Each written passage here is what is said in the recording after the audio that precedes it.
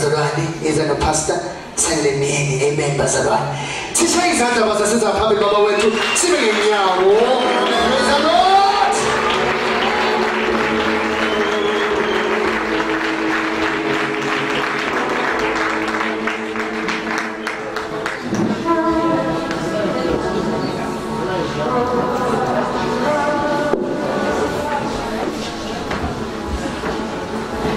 Yes. Gapa tegwa como yo duele aniluto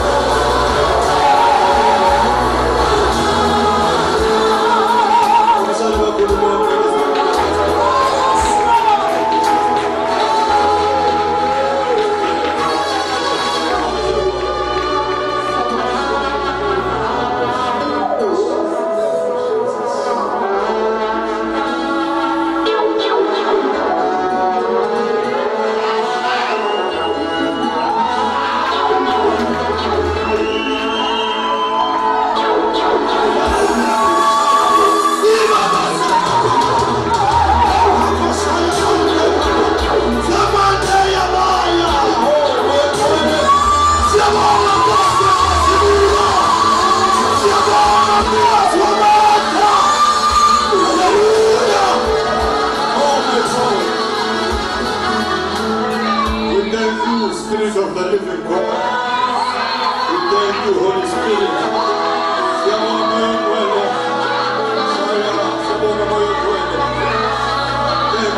Thank you, Spirit of God.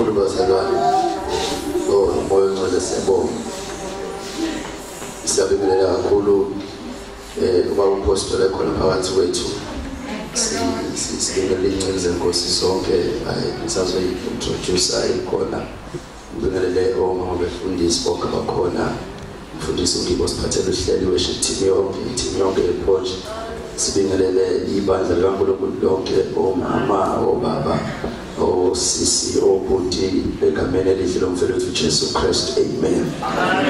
Hallelujah. We thank God. Bazalwane nangalosuku namhlanje phesiphinde sahlangana la sibonga ipresence kaNkulunkulu bazalwane kule ndawo. Amen. Sibonga ukukhona kukaNkulunkulu uNkulunkulu unathi kuyezwakala ukukhona abantu kule ndawo phakathi kithi bazalwane. Ngizokwenza ke introduction yale nkonzo nale theme yanamhlanje igama lami usanele ngokamyeni isibongo Hallelujah. Sizo ingcwele Nkosi ikhona izoshumayela zikhuluma ngalento esikhuluma ngalo namhlanje ethi the apostolic and prophetic landmarks. Amen. So I will take just 15 or 20 minutes as an introduce lento bese siyithethe noNkulunkulu enze ngendlela athanda ukwenza ngayo. Amen. Let us go to our Bibles in Ephesians chapter number 2 verse 19 to verse number 22. Abasefeso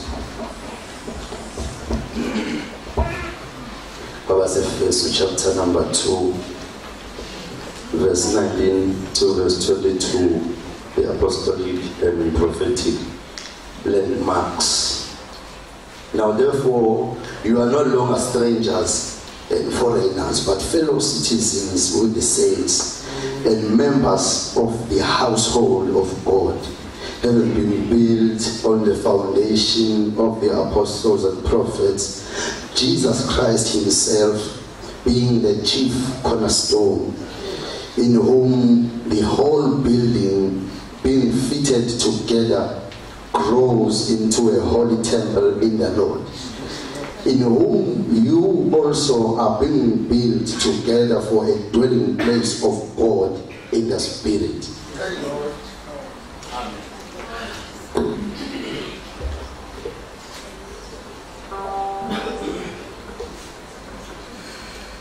Hallelujah. Ephesians chapter 2 verse 19. Ngakho akuseyibo abafokazi nezihambi kodwa senimbuso munye nabangcwele ningabendlu kaNkulunkulu nakhiwe phezu kwesisekelo sabapostoli nabaprofeti uKristu Jesu uqobo lwakhe eyitshe legumbi okuhlanganiselwe kuye isakhiwo sonke sikhule sibe yithempeli elingcwele enkosini okubuyo nani nakhiwe kanye nabanye ukuba nibe yindlu kaNkulunkulu ngomoya. Amen. Siyabonga baba egameni likaJesu Kristu izwi lakho uNkulunkulu wethu ocela siyale ngalo namhlanje usisole ngalo usiqinise ngalo ukhazimulise uKristu egameni likaJesu. Amen. Hallelujah. The apostolic and prophetic landmarks. Sikhuluma ngama landmarks bazalwane isiZulu ethi isikhonkwane. Amen. Ikhonkwane ama landmarks. Isikhonkwane kuba the object or enjengetshe noma isihlahla noma indaba ekhona ubeka ama-boundaries endawo. Amen. A landmark. It's an object such as a tree or a mountain ukuthi-ke kuleya ntaba izwe lakamyeni lihamba liphele laphaya ngale sekuyizwe lakavilakazi. Amen bazalwane. I-landmark kuba yinto estable engezukusuka, yinto emile, yinto ekhombisa ukuthi kwakwenziweni kwavunyelwana ngani kwasekuqaleni. It is a landmark, which means a landmark noma isikhonkwane kwakuthi-ke uma sibekwa kwenzela ukuthi izizukulwane eziyolandela emva kwalabo abayibekayo ikhonkwane zazi ukuthi kwaxoxwa kwavunyelwana ngokuthi izwe noma indawo yakwamyeni iyaphela la ngale abakamyeni abasenayo ishare sekuqala eyesini isibongo. Uma-ke amadodana akamyeni sekufika isikhathi sawo aqale wona athi no izwe lakamyeni liphela la, bekuphuma ukuthi kuyele emumva-ke emabhukwini la ubhalwe khona ukuthi cha intaba kwathiwa kuphela kuyo akusiyo le, yile asiyeni khona siyo-check ukuthi sabethelwa leso sikhonkwane lapho. uma ufike kucheka ukutholakala isikhonkwane lapho nalaba ade sebeduka sebethi liphela la izwe la kaMyeni bayabona oh nasi isikhonkwane sisho ukuthi liphela la bese beyanqandeka bebuyele la izwe liphela khona okusho ukuthi isikhonkwane the landmark iyaguide izikulwane ezilandela kulabo abayibekayo ingakho iBhayibheli lithi incwadi yeZaga ningayisusi ikhonkwane endala ezabekwa ngabobaba amen lezi ikhonkwane ziyasigayida uma sesiphaphalaza ukuthi asisekho lapho isikhonkwane nasi nishiya la buyani ngalapho nize ngala angikwazi ukufaka ucingo nize nifike la selidla indawo yabantu even la emalokishini abanye cishe abazalwe manje noma kule minyaka abaqala ukuhlakanipha manje abazi ukuthi amagceke ala lokishini anezikhonkwane emakhoneni kodwa abadala la lokishini bayazi ukuthi ucingo njengoba lihamba kanje hayi ngoba ngisaba ukulibeka ngale kwamakhelwane kodwa lapha ekhoneni makufika osavela bakamasipala bofike besinde besithola isikhonkwane ngoba sikhona sashayela ukusho ukuthi igceke liphela la sekuqalela kamakhelwane la amen ikhonkwane lezi ziyasibuyisa njengoba sizokhuluma ke ngezikhonkwane kuyabonakala namanje ukuthi sengazi ukuthi ikhonkwane zabapostoli nabaprofeti seyidluliwe manje isizukulwane esikhula manje sengazi ukuthi sesihambe kakhulu sathi seqa ikhonkwane ezabekwa ngabadala so asizokhumbuzana ukuthi zikuphi kahle kahle ikhonkwana nangokwezi lenkosi la ezachiwa khona the apostolic and prophetic landmarks amen bazalwa kuyabonakala ukuthi engathi sesigagamele saze sadla indawo bengafanele sidle saze safika la bengafanele sifike khona sadlula ikhonkwane ngokwazi nangamandla egcwele emzimbeni wethu nangokugijima nangokwanda kolwazi nje emhlabeni sesize sadlula manje ikhonkwane zabekwa ngabobaba sayisusa haleluya lithi iBhayibheli ningayisusi ikhonkwane endala ezabekwa ngabobaba ngiyamthanda izilembosi ngoba lithi uJesu uyena izolo uyena namhlanje uyena naphakade which means it doesn't change umobaba babethu njalo namhlanje kusewuye lo Jesu senjalo umokhokho esingabaziyo babethi kunjalo namhlanje akakajiki noma kunganda izinto kodwa yena lokhe lapho nje hallelujah the prophetic and apostolic landmarks now iBhayibheli lasifunda khona incwadi kaPaul uthi ke now therefore you are no longer strangers aseyizona ihambi nabafokazana nje aseyibona abantu but now sesishintshile suthi kuba khona isikhathi la khona siphile emhlabeni singabantu kazana singama strangers nama foreigners singama aliens in the kingdom of God singabantu kazana embusweni kaNkulunkulu sizi-strangers singayilutho in the kingdom of God but uNkulunkulu ngomusa wakhe wethu uJesu ukuba azosibiza ukuthi singabesaba ngabantu kazana uJesu wenza ukuthi manje sibe iBhayibheli we are no longer strangers and foreigners but we are fellow citizens yabona sesingama fellow citizens kanye nama saints kanye nabangcwele bazalwa amen asayibona nje ama fellow strangers or ama fellow foreigners but we are fellow citizens with the saints see and we are members of the household of God that is his church see ibandla lakhe see uma sesihlangene kanje we are in his church alone that's khona we are just members of his household sizimember zeziyake uma uthi lendlu njengoba ikhandiwe nje omunye phakathi kwethu uyisitini nomunye phakathi kwethu uyisitini nami ngiyisitini esikhandele lendlu but we are not with foundation asikho with chief cornerstone we are a member of his household sizimember ke bazalwane zalendlu kaNkulunkulu egcwele ukuthi sihlanganiswa ndawonye ukuze sibe strong sibe unmovable sibe stable sihlanganiswa udaka imota yabona bobeka isitini fana kube udaka bese ubeka isitini lo lethu udaka lusihlanganisile ke udaka obuuthando nomusa it unites us together to send ukuthi luzonjalo uJesu uthi abantu bayonazi indima uma sithandana ngamanye amagama uthando becomes ijele esenza sijele ndawonye sibe zitile ikhanda indlu kaSomandla. We are his church.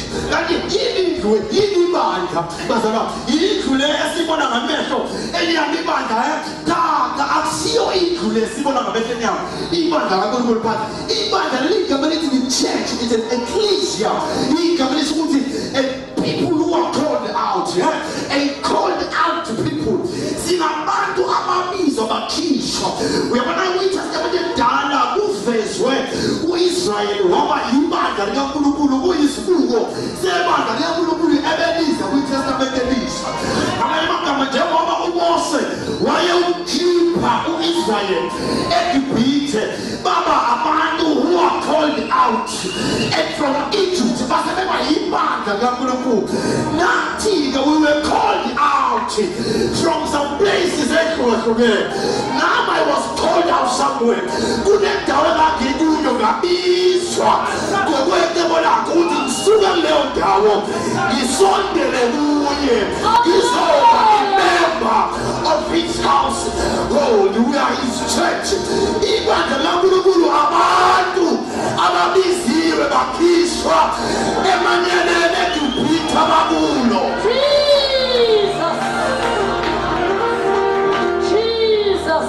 We are his called out people, his church. Now, as members, we have to be strong.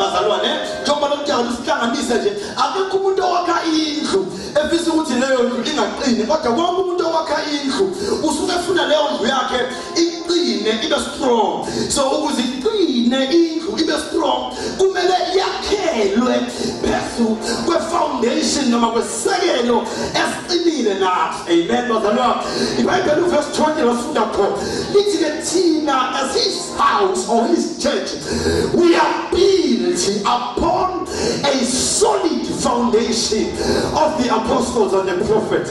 Sakhelwe phezu kwesekelo esiqinileyo sabapostoli nabaprofeti, not just anywhere bazalwa, but sakhelwe phezu kwalesisekelo esiqinile sabapostoli nabaprofeti. Nazi sisekelo lesiqinile si-establishwe ngaphezu kwedwala eliqinile kakhulu okuthiwa it's a chief cornerstone.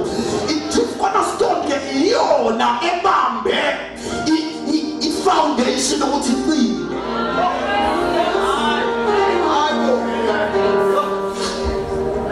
Zakhele phezu kwale foundation.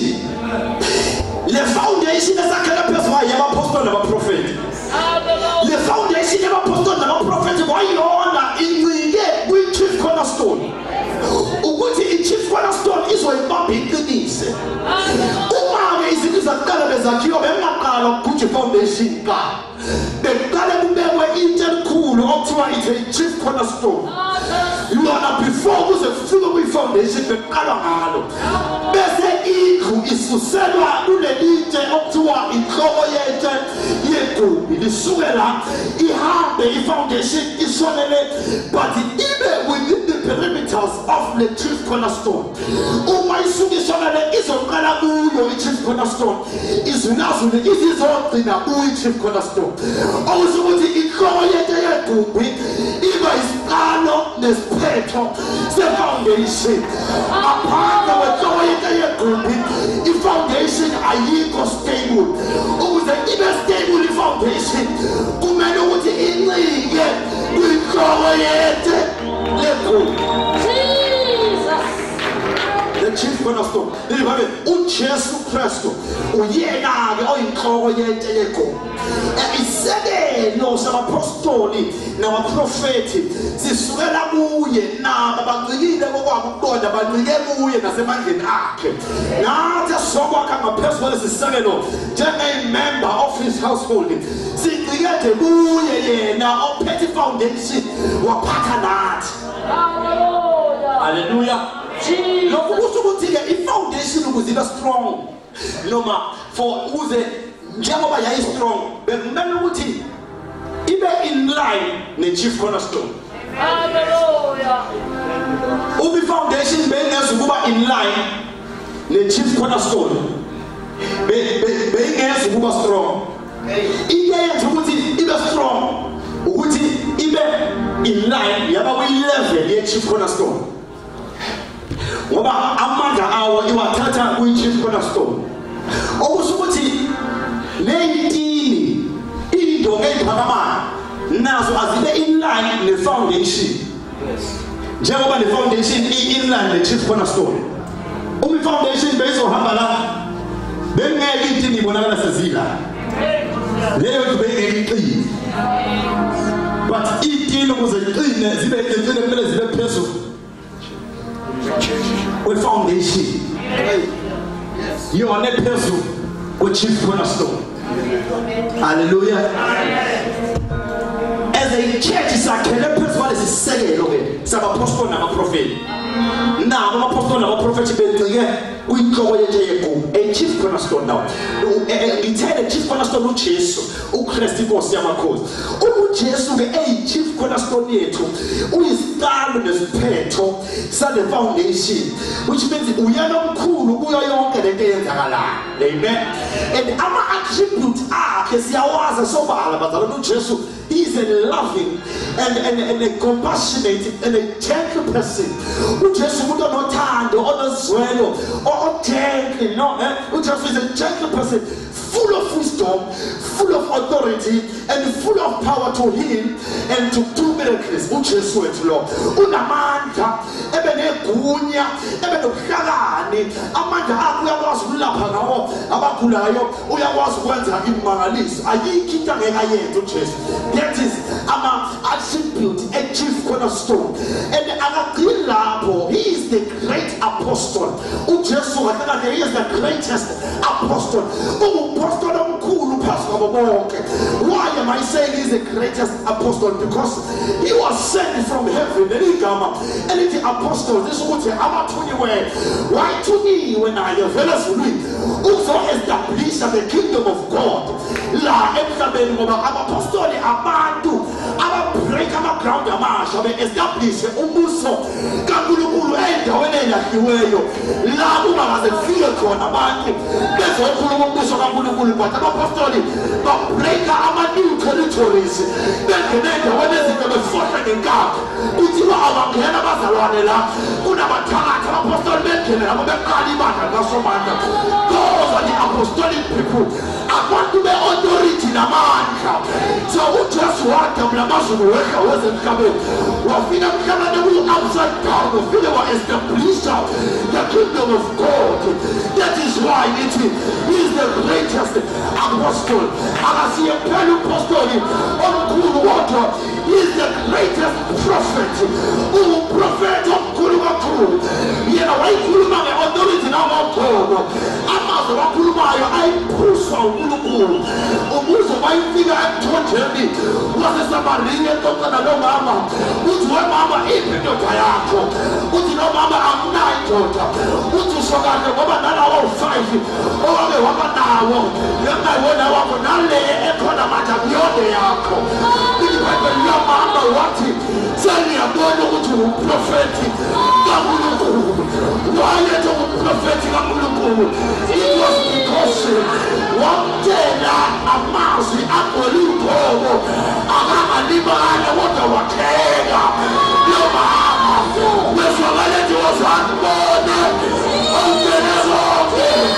He was the greatest prophet. Wayengazile umprofeti kuphela, wayengumjwangelo omkhulu kubo bonke, wayenecompassion nesixuku. IBhayibheli wawaphuma wabona isixuku wazongela wakhupukela entabeni wahlala phansi waqala wabashumayeza ngoba enecompassion emphefumulo elahliweyo. uJesu was a greatest evangelist. Ngelinye ilanga wabona abaningi kaMathewu umthwalisi uMathewu nabangani bakhe wabonakala nyazi betafuleni igrino wabonakala konke abantu abafarisi nomuntu ufunani kuyizoni wakeyo akuzala abantu abalungile kodwa bizekuza izoni ukuze iphendule.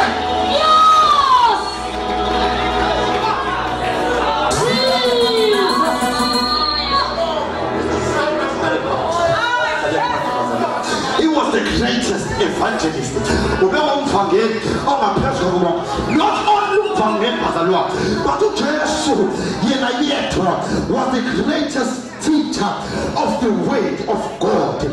Wayengaphezulu kwabonke. Lithi iBhayibheli ngelinye ilanga wathi kuwumkhosi wami uJesu wathi umethwa lomomileyo akeze libephuze umuntu ozophuza amanzi engizokunika wona eswini sakhe kuyagobhoza imfula yamanzi aphilayo akasophinde oma. Abafarisi bahamba bayomreporta bathi lo muntu ukhuluma into esingayitholi kahle. Lithi iBhayibheli lo abamreporta kuye wathi uphi lo muntu animlethela ngibuze nimphethe bathi asimphethe wathi ngabana ngamphethe but never has anyone taught like him. Akekho umuntu osewafundisa njengaye. Indlela afundise ngaye isenze sangakwazi ukumbamba ngoba ukhuluma izinto eziyiso wambula izinto eziyiqiniso thina esiyishakazelayo. He was the greatest teacher of the way. He was also the greatest and a good shepherd. Ube umalusi omuhle odlula bonke abalusi ongamakabaka. He was the greatest and a good shepherd who would lay down his life ukuze kusize umphefumulo oyaqedileyo. uJesu will lay down his life to save the lost soul. He will lay down usojana ezweni lakhe uthi I am a good shepherd. I will lay down my life ukuze size a lost sheep. He will lay down his life ukuze umuntu odumileyo uJesu yena yedwa wayibeka ukuphila kwakhe phansi ukuze lakhe wena. He laid down his life wabeka ukuphila kwakhe phansi wabatshela wathi ngilizani lethempeli mina ngizolivusa after 3 days. Ubese ukuthini uJesu ukwazi ukuthi abezukwazi ukumbulala but yena he will lay down his own life. Babembambe ngetsemane bemkhudula waya vume ngobenamandla. I was laying down my life for you to be saved. Why you just a vume bemshaya ngapha nangapha bemkhudulela esiphambanweni. I'm laying down my life ukuze wena ungabusahlushwa kakhulu. Why you just a vume ukulinde mhlanje. I am laying down my life ukuze nemphimbo yami wekuphiliswa izweni zakho. Why you just a vume eyobethele esiphambanweni. I am laying down my life bekufaka umqhele bekukwazi uhlangothi. I am laying down my life ukuze wena ube nokuphila phakathi. Sibuza uJesu esiphambanweni ethi baba ezandleni zakho ngiyawubeka umoya wami. I am laying down my life. IBhayibheli wayesegebe inganga wafa umuze wena ubekhona. That is our chief cornerstone. Inhloko yethu eyintsha lenkumbi iyona eyabeka ukuphila kwawo phansi ukuze noma sibhujiswa kodwa singabhujiswa njengabangenalo ithemba. Siyazi ukuthi sinethemba ngoba ukhona osewasifelayo. Lo wasifelayo thina sophinde safa kodwa sesiphila iguna phakade simunye. Wabeka ukuphila kwakhe ukuze thina siphile. Uma-ke ama-attribute a-chief cornerstone kalapha kumele kalapha ngishisha enje uma ama-attribute a-chief cornerstone bekanjengalawo besikade siwasho bazalwane. uJesu bekusuka ukuthi kanjalo nesisekelo sakhe bekumele sifane naye yena. Bekumele sibe nawo wonke lama-attributes esikhuluma ngawo. Bekumele nalaba babeka as his foundation babe njengaye bamfuze yena emjalweni bakhe. Haleluya. I-foundation isekelo uJesu asitshela ngaso esakapostoli nabaprofethi isona sekelo esibili asinke esinye ngaphandle kwaso. Uma ngabe esakha isekelo sakhe ubuza abafundi bakhe ukuthi madoda abantu bathi ubala ngaphandle bayathula abanye bathi wena u-Eliya bathi wena ngomunye wabaprofethi uthi alright nina nithi ngingubaba bayathula bonke uPetro usethi wena nguKristu indodana kaNkulunkulu phezulu usethi-ke Petro nami-ke ngithi wena uPetro manje ngoba inyama negazi ayikwambhulelanga lento eyishoyo but ubaba ukwambhulele abapostoli abantu be-new revelation from above abantu besambulo esisha esivela phezulu size ebandleni through bona namhlanje we are preaching about incwadi yesambulo eyafyamukelwa umpostoli uJohane as a revelation of the future things from God wayiloba phansi abantu babapostoli abantu besambulo esisha esingeza ukucontradicta nescripture sonke.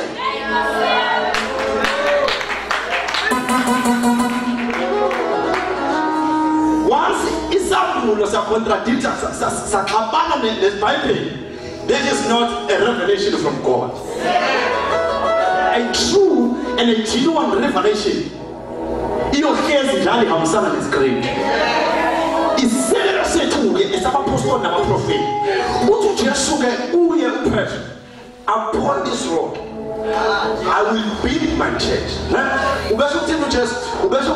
Upon each and everyone who will receive a new revelation from God concerning the church, I will build my church. Upon this rock I will build my church. Then listen again. And the gate of Hades shall not prevail against it. Amasango eHades esihoko awanamlehlula.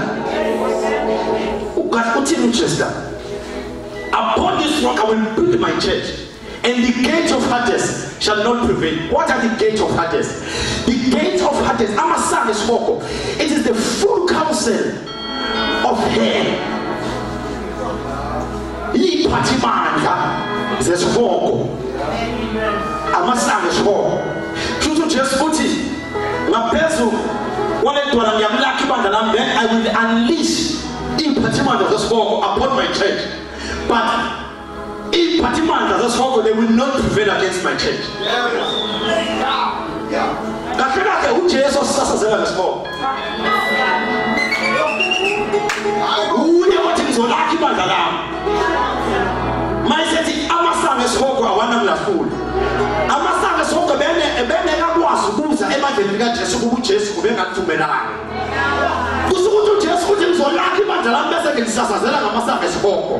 Against the full counsel of heaven, God will Amasan is Hoko. They will not prevail against my church. Why don't you want to prevail? We are one of us. If you want to Iban, and Amasan is Hoko, I was to prevail against Iban and Gambulu. It is because of Jesus we ask with Iban and Gambulu that cannot pass with second. Now, the second that cannot pass. You're solid and changing, immovable, chief cornerstone. Like a person went to Allah, or we come with a and the now Yaziso. And was of Hura. I must have a small. Apostle Paul, over Munye about foundation. Utimana bears a figure. Excavator experience who chases in that Kurma. So why is it on the face? Who's on the face? On the now, which is a Paul. As far better than Yamanekas. Why is it? Let me break it down for you with an understanding according to just my team. Sibambele with the full counsel of heaven. Sibambele Namasa is Hoko. Sibambele Namamusi, the principalities. Sibambele Namaka, which are the powers. Sibambele Nama rulers of darkness of this age. Sibambele Nama spiritual host of wickedness in the heavenly places. Iwana Ipatimanda, that's Hoko Lesi. Esbambele Naso. So alone. I so many walking comes like it.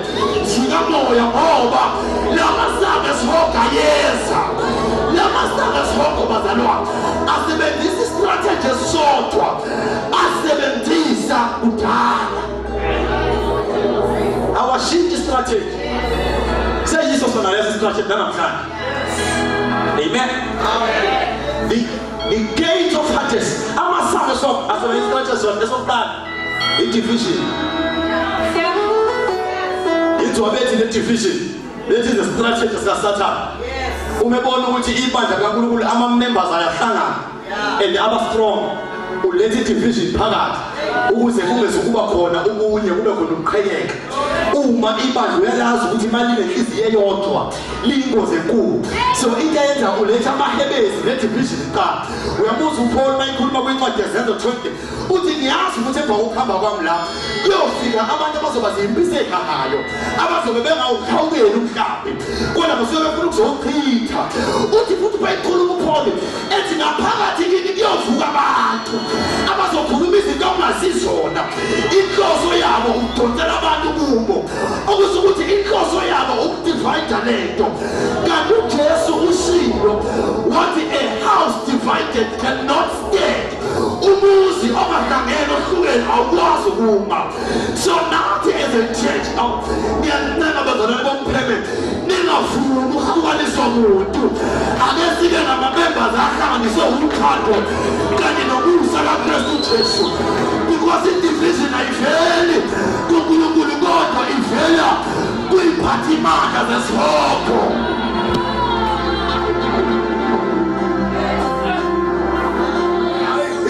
God for all nations confirm ingaba namandla kodwa ayikho as much strong as uma ihlanganiswa ne-faith mission ne-assemblies of God, ihlanganiswa ne-chosen nation church ndawonye.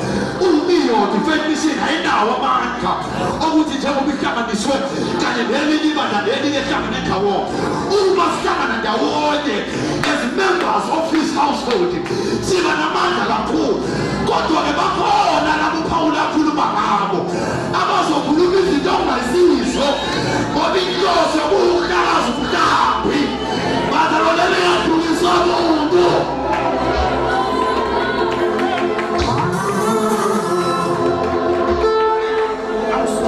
Number 2, about persecutions. The persecutions zimbili izinto ayisetshenziswa amasabesihoko, i-division nama-persecutions. Ama-persecutions inhlupho njengoba ibandla lanamhlanje sesidlule kuma-boundaries, sesidlule ey'khonkwaneni manje sesiphaphalaze kakhulu sayishiya iy'khonkwane. Kanti ibandla elakuqala njengoba lalinamandla nje mawuthi uyathola imfihlo yabo ukuthi babecindezelwa behluswa. The more behluswa the more baba namandla, the more behluswa ilabo bakhona namandla kakhulu. Athi mayikhuluma uPaul wathi uNkulunkulu ebuthakathakeni bakho yila amandla apheleliswa khona, ngoba lapho nasikuthakathaka nyabe yila khona emoyeni sinamandla. Inhlupheko zisilungile kudavide kwakulungele ukuba mhluswe ukuze ngazi imiso zakhe, kwakulungele ukuba mkhethwe, kwakulungele ukuba mthuwe, kwakulungele ukuba mbizwe ngamagama onke, kwakulungele ukuba msolwe ingenaqala, kwakulungele ukuthi mbizwe ngayo yonke into ongayicabanga ukuze ngazi iy'mbizo zakhe.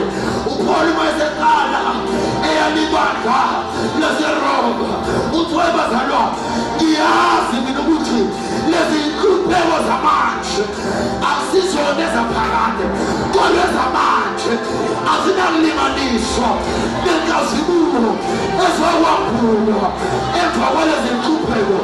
Amanye amagama ukuze sifike enkazimulweni bekumele ukuthi kuqala sidlule enhluphekweni. Ibandla lanamhlanje alisafuni ukudlula enhluphekweni, sefuna ukujobha likolele enkazimulweni. Asikwazi ukujobha inhlupheko, sizujobe ethi ngiyazi esemvivinile ngiyaphuma njengegolide kule nkazimulo engaphesheya kwalezi nhlupho. Lezi nhlupho azinakulinganiswa nenkazimulo ezokwaphula lutho.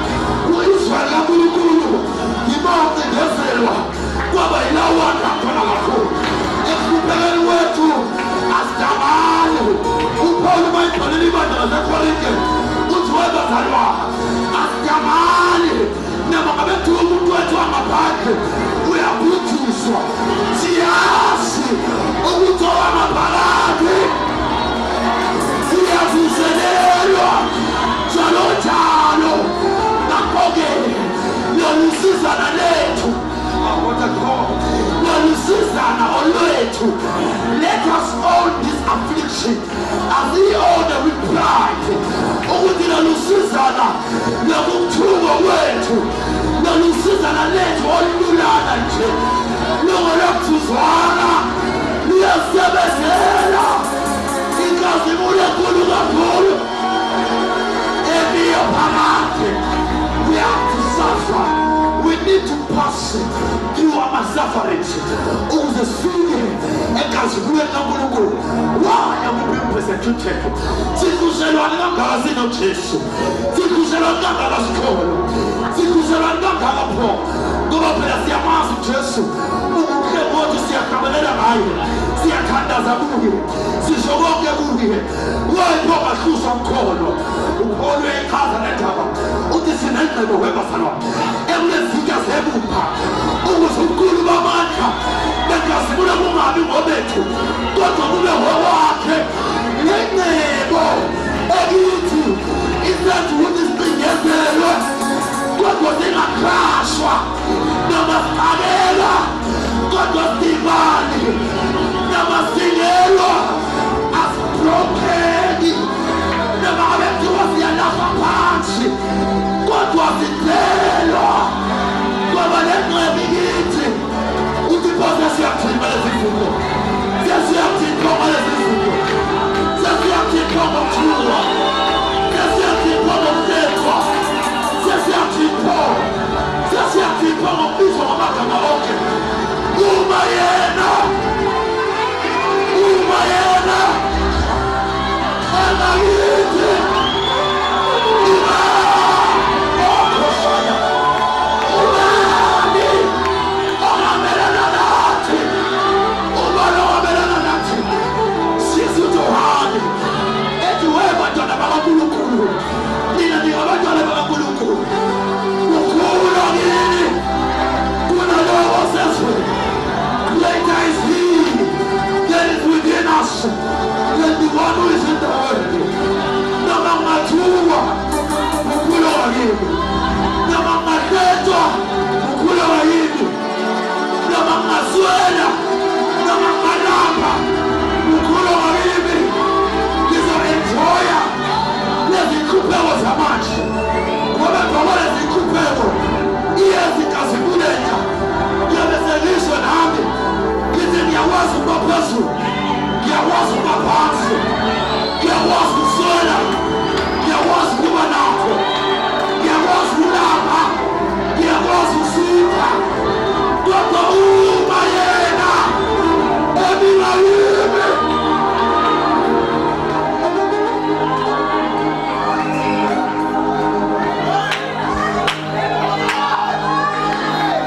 If God is for us, who can be against us? Umvana ukhona mayesethi-ke uma lowo moya owamvusayo uKristu kwabafileyo ehlala kini uyosinikeza isibindi. Lithi iBhayibheli uyakuvuyisa, he will quickly uyakuphilisa nemizimba yenu efayo. Okusho ukuthi i-foundation into eyayenza yaba strong yabekezela njengoba yayinalo moya. Lo moya wayinikeza isithelo sokubekezela ngoba ukubekezela iy'thelo zikamoya. Ngaphandle kamoya ongcwele awukwazi ukubekezela. It was because of this spirit. Uma lowo moya owamvusa uKristu kwabafileyo ehlala kini uyakuphilisa imizimba yenu efayo. The apostolic and the prophetic landmarks is set as a foundation. I-foundation yethu ithi yayenza yaba strong kwakuwukuthi yayirelaye idepende nakumoya ongcwele.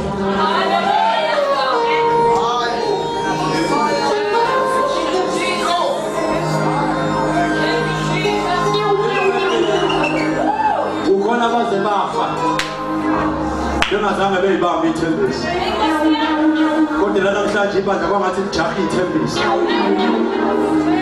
lishiya into okuyiyona ezokuphushela kusomana.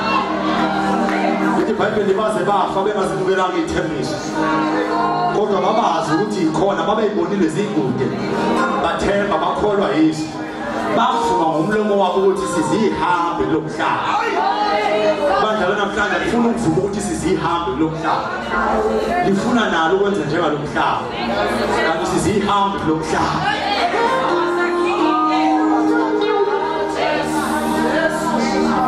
The apostolic and the prophetic landmarks. Let us be on our feet as men getting out.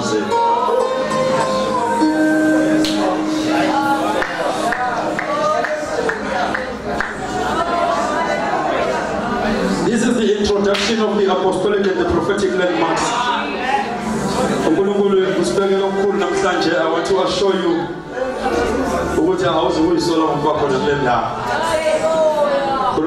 will reveal things before. This is our night.